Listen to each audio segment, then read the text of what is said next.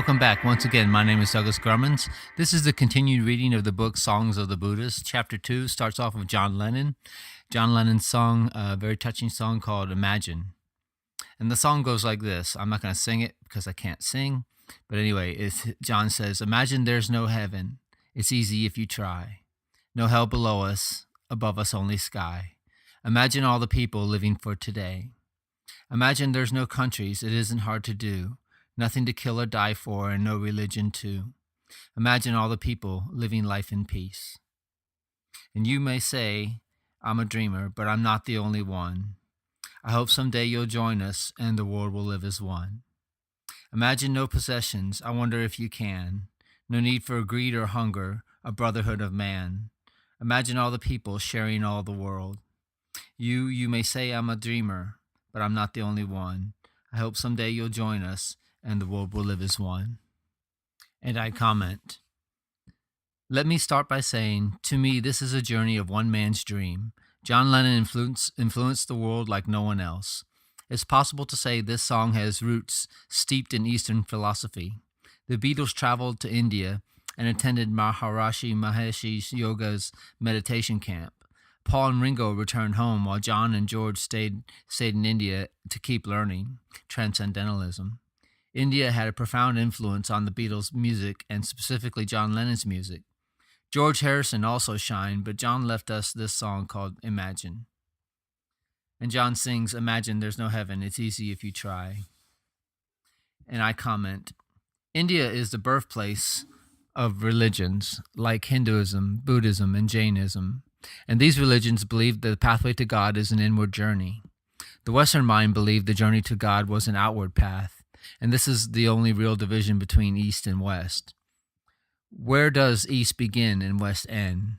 Why do we have to make a division between the two? These are the questions I had growing up. So let's go into the song from a unified global perspective. And in the name of heaven, or just in the promise of heaven, millions have been murdered. Not one person has ever been to this imaginary heaven and came back to tell us what it was like. Even Jesus, God's Son, died for 3 days and came back and did not leave stories of his Father's kingdom. I would think this would be a very important thing to convey to his disciples. When John Lennon uses the words "imagine there is no heaven," he is saying go inside, seek a world where you are free from your desire from heaven. It's not that John did not think or believe in a heaven if one existed or not. That was not the point. This song goes deeper into the psychology of the human mind than any other song of its time. John is saying to the world, look what the greed for heaven has done to the world. And desire for heaven is a subtle form of greed. And no matter how subtle the greed, it is still greed. You cannot come to God with greed in your heart. It does not matter how beautiful you think your desire is. Even 0.01% is too much greed. And that's what Jesus meant by the reference of a camel fitting through the eye of the needle. The doorway to heaven is so small that even the smallest amount of desire will stop you from passing through. Jesus backs up further what he is saying by telling us we must come to God like small children. What he means is that we must be innocent and pure, free from all forms of greed. Then what should you do? Go further into this song and it might become clear. John is laying out the foundations for the search that is the searchless. And John sings, "No hell below us," and I comment, now we dig a little deeper. With one small line, "No hell below us," right in the beginning of the song, he first tackles our greed by saying, "Imagine there's no heaven," and then he tackles our fear, and fear is the other thing that is keeping us from union with our Maker. So many priests have used this tool to control the mind or control mankind. Again, this is another place that no man has come back from. It does not matter if it exists or not. That is not the point John is trying to make. John is saying, let go of your fear of hell.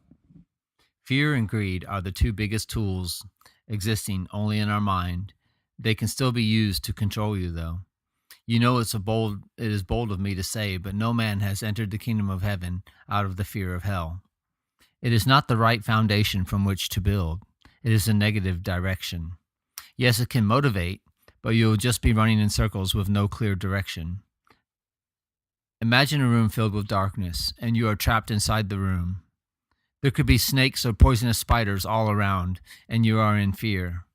You move this way, all could be lost. Or if you move that way, again, all could be lost. This is the case of all mankind coming to God in fear. What makes matters worse is people telling you that it's okay to stay in the room. When you die, you'll be freed from the room. That might be true, but what a waste of a life. All that was needed to leave the room was a small candle. And then you could see if there were really snakes or spiders. Then you could see where the door is. And awareness is that candle. And meditation brings the light into the dark room. Funny just how a little light can dispel all the mists and shed all the fears. Fear will just paralyze you and leave you in darkness. Fear will not free you from the room, and the room is cloaked in darkness that is self-created. If it is self-created, then it is false. There is a story of a man who was lost in the jungle. He walked all day trying to find his way with no such success. As nightfall approached, he heard the calls of wildcats, so he took off running to escape an ultimate death. He ran up a path alongside a mountain. The path was narrow and had some jagged points right alongside the cliffs of the mountain. Now it was totally dark, and he could still hear the calls of the wildcats, and he was frightened. And up the path he went. He tried to climb over a boulder on the edge of a cliff, and when he did, he lost his footing and fell off the side of the mountain. Down he went into the darkness until he landed safely on a branch of a tree hanging from the mountain's cliff. He just caught the branch with his hands, saying to himself, "Thank God, I'm still alive." He hung from the branch in total darkness. He was afraid to let go and fall to his death, so he hung from the branch all night. As morning approached, he let out a big belly laugh. The branch he hung from all night was only 10 feet above the ground. He let go of the branch, fell for a little bit, then walked out of the forest unharmed. It was fear that created his hell. Just a little light took away all his fear. Life lived in total darkness creates fear. Total darkness is a synonym for not knowing God, or for not having a center from which awareness can shine a light. And John sings, "Above us only sky." And I comment, what would happen to the world if everyone gathered their courage up and decided to live a life free from the bondages of fear and greed? John didn't just leave us hanging with these two powerful lines. He starts to give us an answer to the riddle he just laid out. Mankind has always thought that heaven or God is upwards in the sky, and that hell is below us. The truth is that it is all God. It is nothing else. God is below us, God is above us, and He is the force that gives you your next breath. The reason we feel God is upwards is because we live our lives groping in the dark. We live in the human mind, and the human mind is the only place where evil exists. Outside of the human mind, there is no evil. Just look at all of existence. Everything is in perfect harmony with God's vibrations. Is there any evil in the birds singing? Is there any evil in the fish swimming? Look into your dog's eyes, and all you will see is love, unconditional love. God is everywhere and in everything, and there is nothing that is not God, not even you. I like how a band called System of a Down, it's a band I love, put in their song Aerials, that life is a waterfall. We are one with the river and one again after the fall. Except I see it on a bigger scale. The truth is, it is more like an ocean. Condensation draws the water up into the clouds, and we are the raindrops falling back to the earth. The water rolls down the hills and into the streams, gathering into the rivers and back into the ocean. This journey of the soul is circular, repeating itself over and over again, and I'll explain it later why I say that. When we were one with the ocean, some energy from everything that has existed is in all of us. Some people have feelings or memories from past lives, yet God never creates duplicates. The reason He does not is because His energy is always moving and moving forward. Sometimes a little water from the ocean can regather back into another drop that had the same water as before. And sometimes a lot of the same water that was in a previous drop can regather. Total reincarnation of the same being is almost impossible because energy is always moving. Some of the water in a previous drop is back in the ocean, and some could be on its way back down to another drop. Inside of you is the essence of all the trees. Inside of you is the essence of different animals that have existed on this planet. And that's why some people have cat-like personalities while others have dog-like personalities, and some people have snake-like personalities.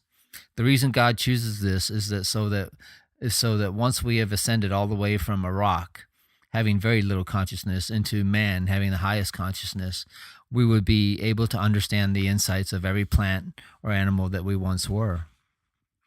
We would understand the stillness of a tree. We would understand and know that if we wanted our branches to reach the sky, our roots would have to reach deep into the earth. We would understand that our relationship with the trees is very deep. We could not exist without them. The essence of the trees is our essence. Our spirits have roots, and the deeper the roots, the taller the tree. Those who have a connection with the birds would know their spirits were meant to soar. Those who were once fish would not be afraid of the depths of love. I would also like to say that inside of you there is a little bit of Jesus and a little bit of Buddha too. When Buddha became enlightened, an exchange happened. Some of his energy dispersed into every tree on the earth, and the energy from those trees was soaked into his being.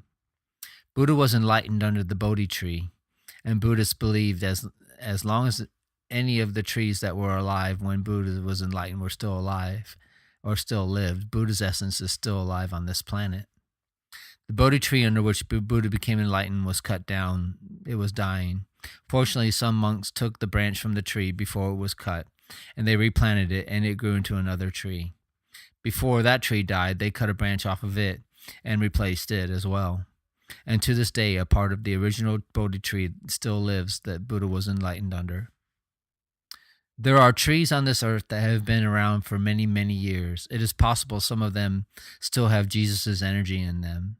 Energy is always moving into the future. It never goes backwards.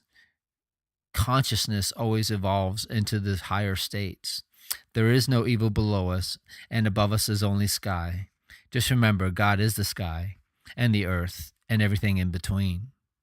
The human consciousness is known as the inner sky, or the interior sky. When you are full of thoughts and desires, when your sky is all clouded, then the sun's rays cannot penetrate your being. It has been proven that if you get at least 1 hour of sunlight a day, you'll sleep better and feel less effects of the stress. And God is the interior sun, trying to penetrate your consciousness. What is closer to the truth is there is no separation between God's consciousness and yours. The only thing separating your consciousness from God's is the cloud of thoughts and desires. Thoughts are the accumulation of memories, and desires are the mind's projections of those thoughts for the future. Imagine how it could affect the rest of your life if you had even 1 second of God's touch. If 1 hour of sunlight can help you sleep, just imagine how even a few seconds of God's light could help change your life. The only way to clear away the clouds of thoughts in your mind is in meditation.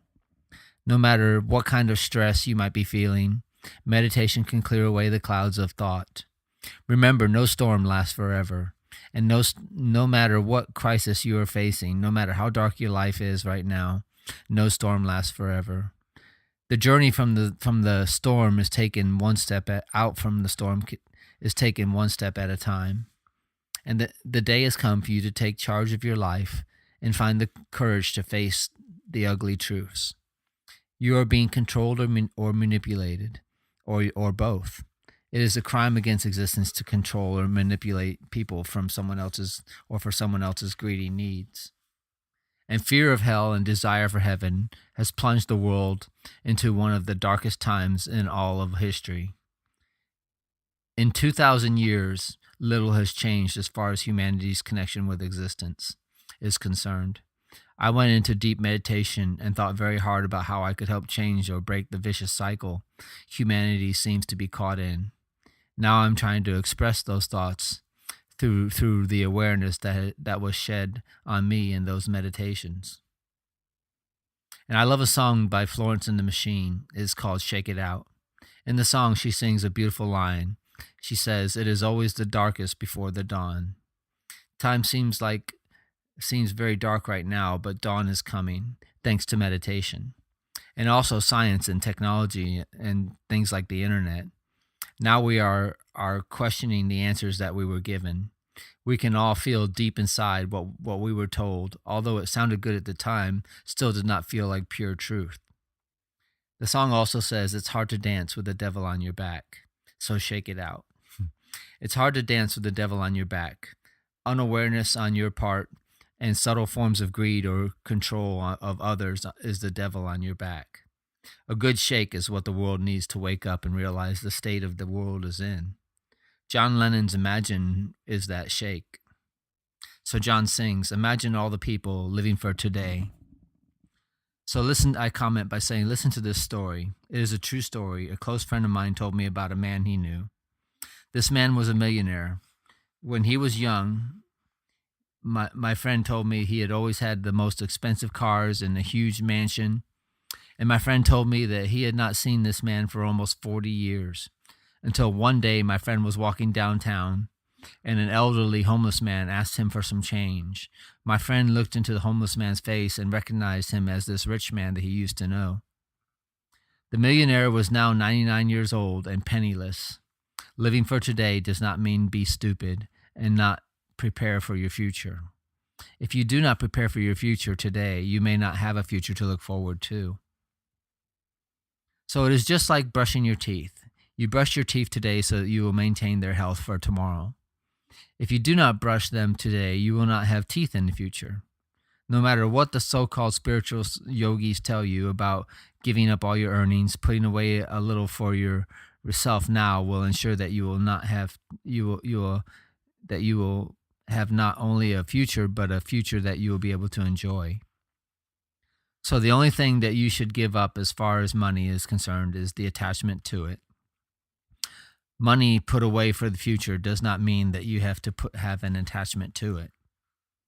Living for today means to live immensely and immensely passionate about whatever you are doing. Dive into whatever you are doing, whether it is walking, eating, playing, or working.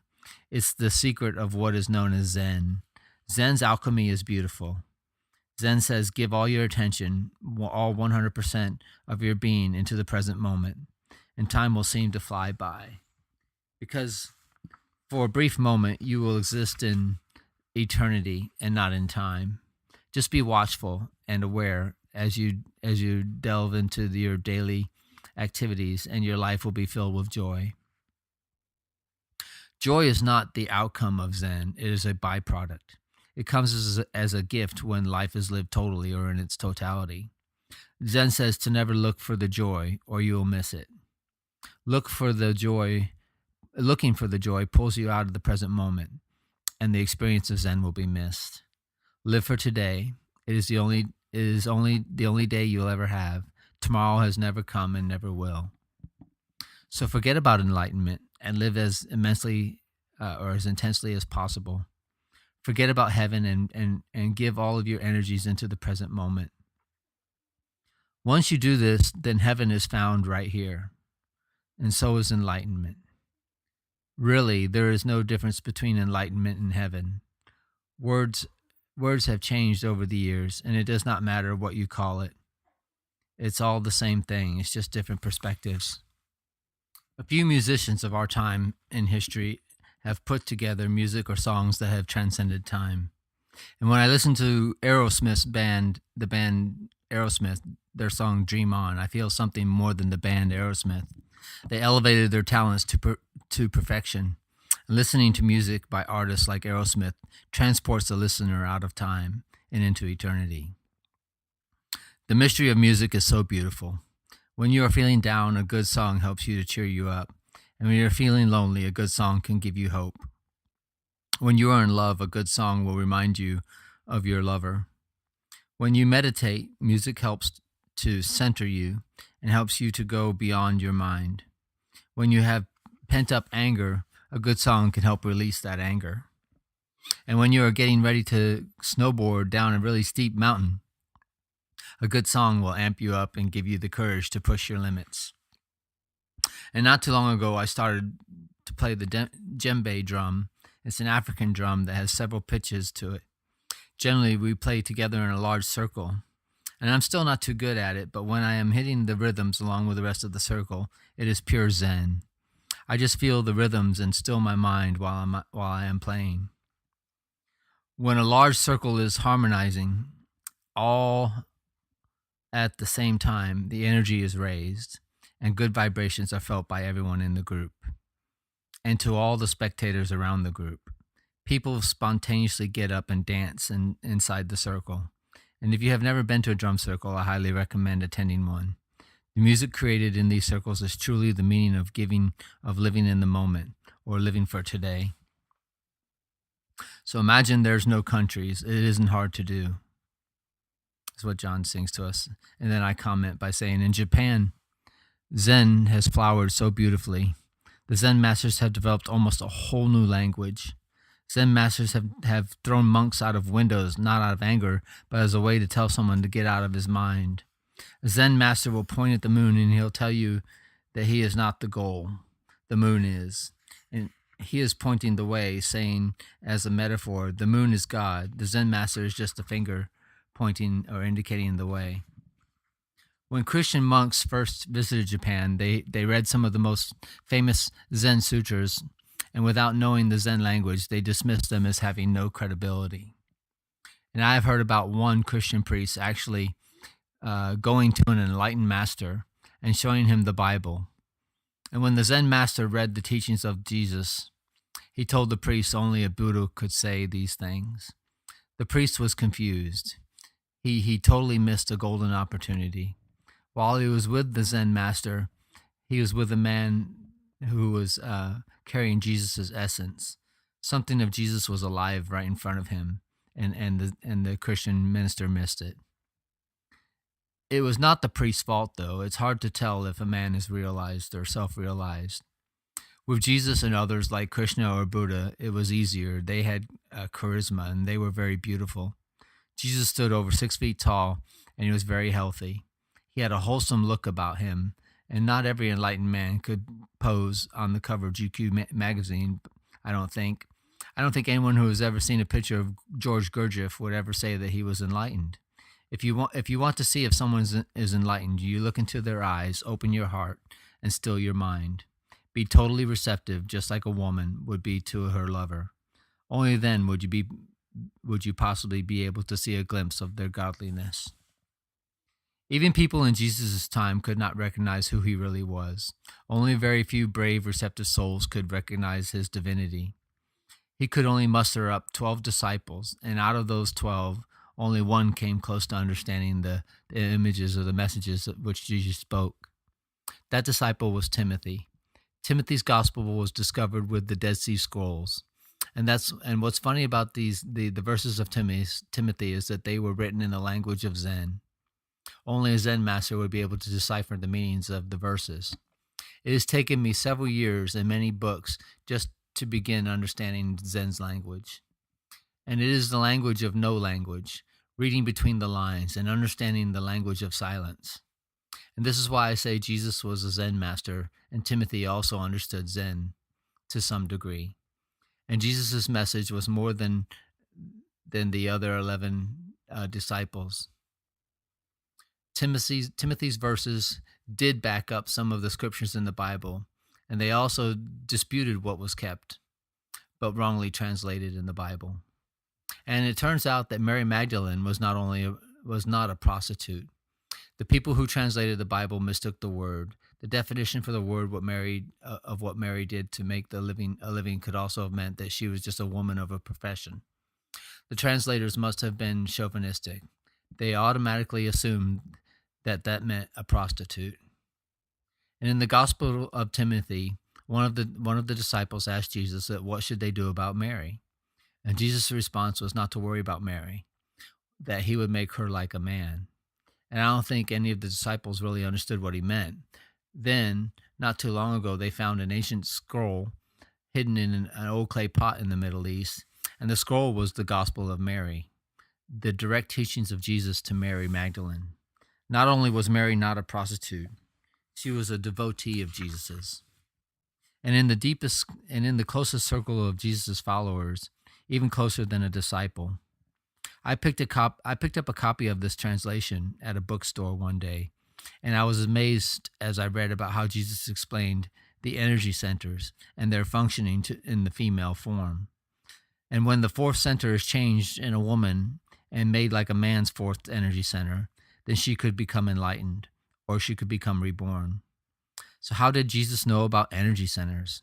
Where did he learn this? Many argue that he traveled east, and Jesus was a Jewish mystic traveling east at a very young age. So are these rumors, or was Jesus a Zen master? He spoke the language of Zen. And if we look at this song from the perspective of Zen, the song seems to make more sense to us. And stepping out of the text, I just saw a documentary that an Indian made, and I'd also read it in a couple other books before, that Jesus survived the cross, and instead of being transported up into heaven after 3 days, as most of the Catholics and Christians believe, he survived the cross and fled the country and went towards India. And his name was Isa Yusuf, and he traveled to Kashmir eventually because he wanted to find the other lost tribes of Moses, the ones that were lost and never found. And the lost tribes of Moses were actually found in Kashmir, and Jesus wanted to see Kashmir before he died. So it's rumored that Jesus traveled to Kashmir, and he's buried next to another famous Jewish person called Moses. And they have proof of these burial tombs right in Kashmir. They made a shrine around them and everything. So very interesting thoughts. Could be true, who knows, right? So John sings to us, nothing to kill for, nothing to kill or die for, and no religion too. So I comment on that by saying, imagine a world where there are no dividing lines, not even one big country, just one world with no armies to fight off invading countries, because there would be none. Everyone would have to work together and help his or her fellow man. No more starting wars over a simple belief. Imagine all the people living life in peace. Maybe when the continents divided, this became an impossibility. That cannot stop us from dreaming. There is a place where this world already exists. The metaphysical place is inside of you, and to me, your inner world. A place where there are no dividing lines. Zen brings us to our center, our inner world, and you cannot call Zen a religion. In true Zen, there are no dogmas. The only practice is to bring awareness into all your actions. And by shifting from the mind to your awareness, a change is made. The change is subtle, but now you will be functioning from your center. The next time you sit down for a meal, make it a meditation. Eat each bite with gratitude and be aware of the flavors and the savor of every bite. Eat slowly and fully enjoy every bite. And when your body tells you to stop eating, then stop. And then you make this your meditation. Try this for a week and you will start to see a change in your health, especially in your digestive health. In Zen, this is a prayer. Then apply this type of awareness to other actions like walking or running, and this too becomes a prayer. When one meditates with awareness, that is also a prayer. It is a prayer without words. Words come from the mind, and that is the wrong center if you wish to have your prayer heard. When one is centered, then one can grow spiritually, and not until then. Before I get into the workings of the inner world, I'd like to describe how we get ourselves to the point where we need to seek this inner world. Life for human beings resembles a river. The first river bank is where we are born. This is the bank of childhood, of innocence. The other side of the river, the far shore, is also full of innocence. I call it the second innocence. This innocence is the innocence of a Buddha, or a Christ, or anyone who has passed through the river to make it to the other shore. God's light is pure on both shores. The connection with God is solid on both shores. It is only when one enters the ways of the world does one enter the river. And when I say ways of the world, I mean being mind-centered. When one is mind-centered, God's light is distorted. Have you not seen what happens when you push a stick down into clear water? It looks distorted. The same is true when one enters the ways of the world. When you leave the first innocence behind, you have three choices. Go back to the first shore, stay in the river, or complete the journey and go to the far shore. We'll pick back up with this again later. I just wanted to mention stepping out of the book right now. In the book I wrote but never actually published the book, I just put it on audio format for everybody. It's called Wheels. And another song by John Lennon's Watching the Wheels. And I go into great depth about the river of life, and the two shores. One shore being innocence, and the other shore being a second innocence, a gained innocence. But anyway, before we get into all that, it's about time to wrap this one up for today. We'll pick up the reading again very soon and keep continuing on. I put quite a lot of information into John Lennon's song Imagine in Songs of the Buddhas, the book that I'm reading from now. I put quite a bit in there, probably more than any other song in the book, but I say the song had to cover so much information because the song is has so much depth to it. A lot of depth and a lot of love. Anyway, thank you for joining me again. My name is Douglas Garmins. Please stay with me, and I hope we get to finish Songs of the Buddhas together. Take care of yourselves. Bye-bye.